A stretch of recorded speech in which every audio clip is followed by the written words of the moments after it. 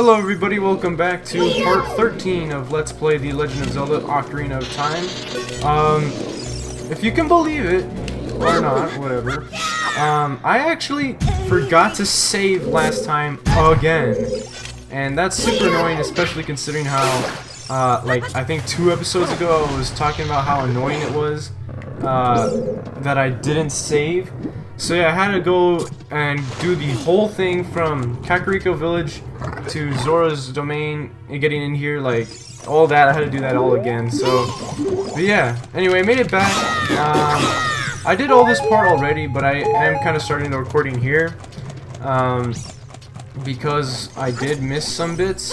Also, I wanted to show that every time you save and quit, Princess Ruto will always respawn in the same spot, so make sure you keep that in mind.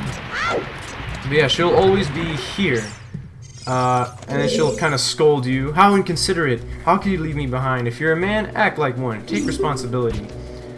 But yeah, so now we have to go and do that all again.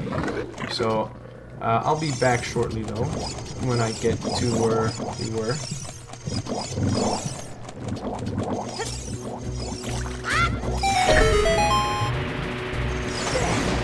Oh yeah, forgot to show that. If Princess Ruto gets submerged by water, she will fade away. It kind of looks like she dies, even though she's a Ruto, or not Ruto, a Zora. Yeah, she kind of like disappears and she respawns over here. So yeah, make sure that she does not get submerged in water. Otherwise, I guess she'll like die.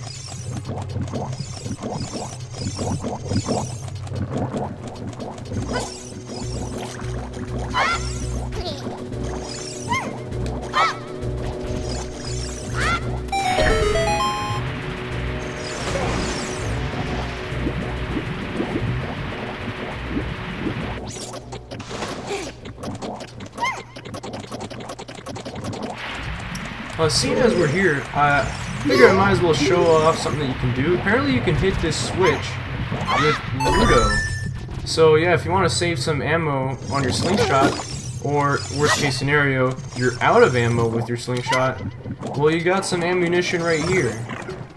I mean, she is kind of being a bit of a spoiled brat, being all angry at you for, you know, not treating her like a proper prissy little princess.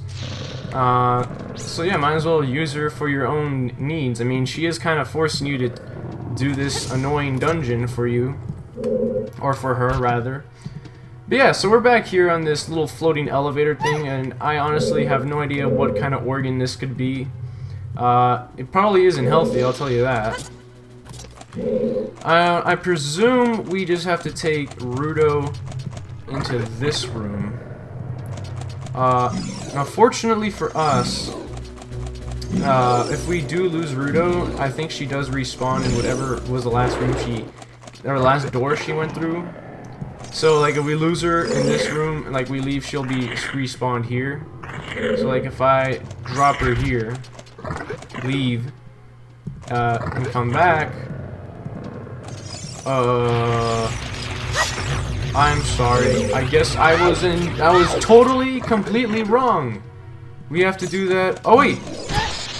Okay, so I guess she's just here. I thought we had to go all the way back down. I was about to be very frustrated. But it looks like she's here. That doesn't make sense. So does that mean after I left the room, I would have found her... Wait. Hold up. Let me just do this just for my sake. I know that this is wasting time. Does that mean if I go through this door... Yeah, what the heck? So there's like 2 Rutos, where I guess she technically teleports, but that's so weird. Alright, enough messing around though. Yeah, let's just pick her up. You know, Link can, I guess he must be pretty strong, considering that, I'm assuming Ruto is probably like a little bit lighter than Link. You know, especially considering how Ruto's not carrying any sort of equipment on her. But, I presume she was probably just like only slightly lighter than Link. Yet Link is just carrying her as though she was just like a porcelain jar. Anyway, I presume... Oh my god. Yeah, if you have discolorations like this inside of you, there's something wrong. Like, very wrong. Anyway, now apparently, this is kind of like some sort of like conveyor belt, because if we look over here, we're actually moving. Very slowly, we're kind of sliding towards here, which I know cannot be good.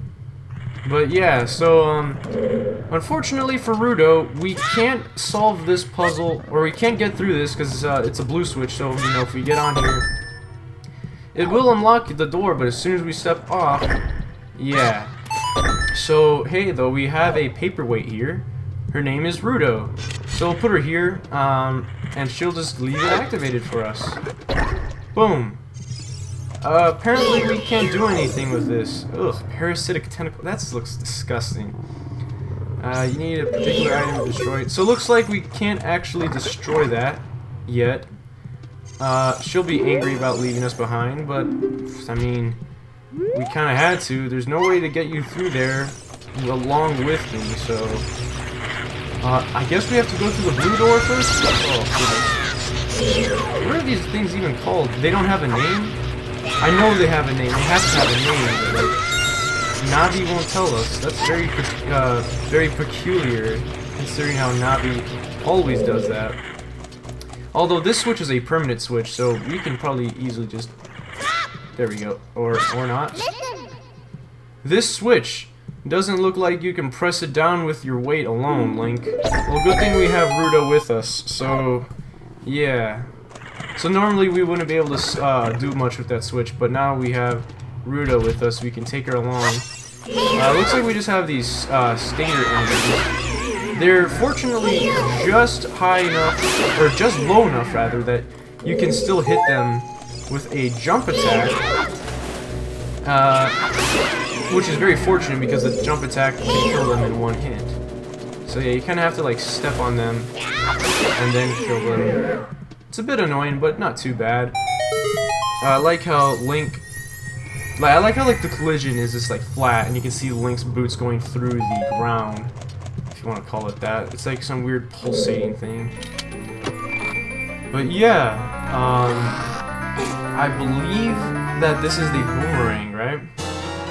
Yeah, you found the boomerang. On the select item subscreen, you can set it to the C buttons, and then you can attack distant enemies with it by pressing C. Alright, nice, short, sweet, and simple description. Nothing like those three text box descriptions for fairies. But yeah, so interesting thing about this dungeon is that we get the item for the dungeon before we beat the mini-boss. I don't know, I guess they die when they touch you, which is weird. But yeah, so far every dungeon in this game, and then every dungeon after this game will, or after this dungeon, will have the item after the mini-boss, which is, and yeah, not like before. So yeah, but anyways, you probably could guess we have to use the boomerang to kill this very ugly thing. Ugh. Come on out. Yep. But yeah, like, you know, we had to kill or not kill, but we had to beat the Deku. Ugh. That was even nastier than when it was alive. It just like melted on the floor. We had to beat a Deku Scrub for the slingshot, and then we had to kill some Lizalfos for the bombs. And then now we get this before we fight the mini boss in this dungeon. Alright, so we got a dungeon map. That's very nice and handy. Since we killed that tentacle, there's always like a secondary, like one of those other tentacles that was blocking the rooms in this area. I think this one might still be around. Okay, never mind. So now this is gone. The red slimy thing is gone. That must be because you cut the red tail. Will that work with the other ones too? Yes, it will. Ugh. Well, fortunately for us, the boomerang can make some very quick work of these shabones. Strangely enough, we're under a time limit in this room, which is very strange. I have no idea what it is about this room that makes it so much more different than the other rooms that we were in. Like, what is the reason that we have a time limit? Especially a time limit that stops after we mess up these, or kill these enemies. which normally wouldn't have any effect on you. I don't know. Fortunately though, if you run out of time, it's just kind of like a void out and then you have to start over just the room. So yeah. Yeah, we got the map, boomerang, and dungeon, or compass rather, all in like the same area, like within like 2 minutes or 3 minutes. I don't remember how long it was, but all within a very short time span. So that's actually very unusual too. That's a blue tentacle, so we have to go to the blue tunnel thing. I think we can go this way now. Yeah. I presume we have to take Ruto with us. And here's the blue tentacle. Although it looks kind of more purple to me. Oh, this one's aggressive. This one's gonna attack me. Ooh. But you know it's the blue one because it's the blue room. And it's got a slightly bluish tint to it. Do we get like a chest every time? Okay, never mind. This guy just unlocks the door. Which is good, you know, because we need to make progress. Yeah, let's go ahead and get out of here. Now I think we have only one more area to go to, and that's over here.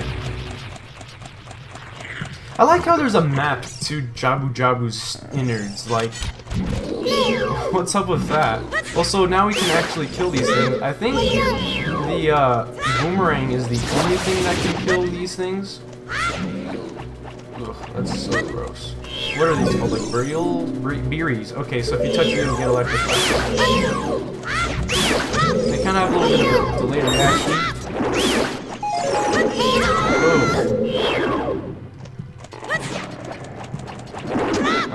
Die. Why is my boomerang not hitting me? Alright, there we got it. Once. We just gotta do it twice more. Once more. There we go. That got him. And, yeah, let's see. Alright, we're about like 12.5 minutes in this episode, so I guess we do have a little bit of time.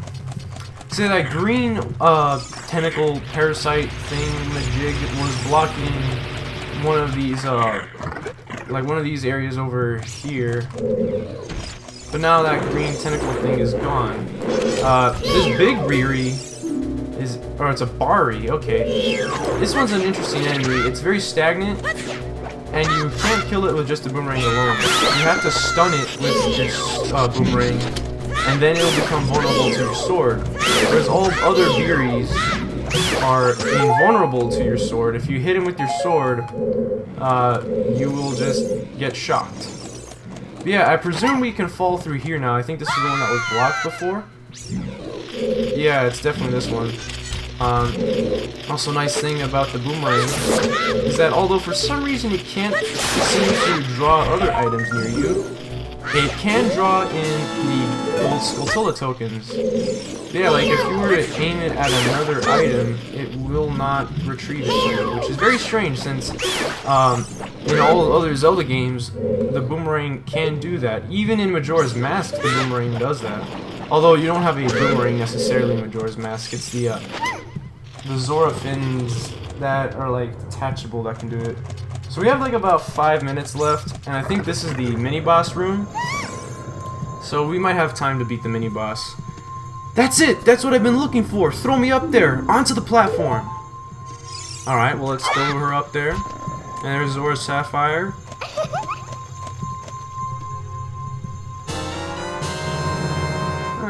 Link's only supposed to do that. Princess Ruto got the spiritual stone, but why Princess Ruto? Oh my goodness, I finally found my mother's stone. I got very upset when Lord Jabu Jabu swallowed it. While I was feeding him, he suddenly swallowed me. I was so surprised I dropped it inside. But now that I found it, I don't need to be in here anymore. So take me home right now. Oh my god, you're so demanding. Alright, well let's try to get up there. Uh-oh. Also, those spikes just went...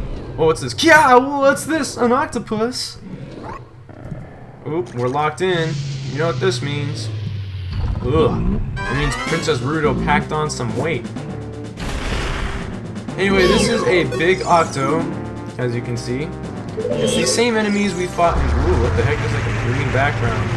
But it's the same enemy that we fought in, whatchamacallit. We fight him a lot in Wind Waker, and they're in the swamp in, Majora's Mask. However, they have a very different purpose in that game. You never fight them like this, where it's like above ground. But as you can see, there's like a spot on the back. You have to hit it with the boomerang. Very interesting because, you know, whatchamacallit, like, unlike any other mini-boss, we actually need the item in the dungeon to defeat it. Oh, it's going the other way. But yeah, this is very unlike any other mini-boss. So, we're almost there. It's kind of annoying because it can take a while to catch up to him, or it, or whatever the heck it is. But once you do, it's not so bad. So, I'm actually gonna have my Deku Steps equipped so that I can, you know, do that. Now he's really mad. Oh! No, we killed him! Okay, well, that worked for me. And we got some hearts from it. Exactly 3 hearts like we needed. But yeah, so, that's how you kill them in this game. They're a lot easier in Majora's Mask. You just need the bow and arrow and then they die in 1 hit. But yeah, okay, so there's a fairy in there. Oh, that's right, I got a fairy already. Some Deku Nuts. I'll just pick it up just because I'm like that. I guess these Deku Nuts probably mean that you could have used some Deku Nuts to stun it, maybe? That might have helped. Maybe that's what you're supposed to do. Then I'm gonna go ahead into this other room. Oh my god. I thought the rest of the dungeon was very disgusting. Well, whoa. Yeah, so anyway, I guess this is where we'll end off the episode. So yeah, thank you guys very much for watching the this episode of Let's Play The Legend of Zelda Ocarina of Time. And until next time, I'll see you guys later.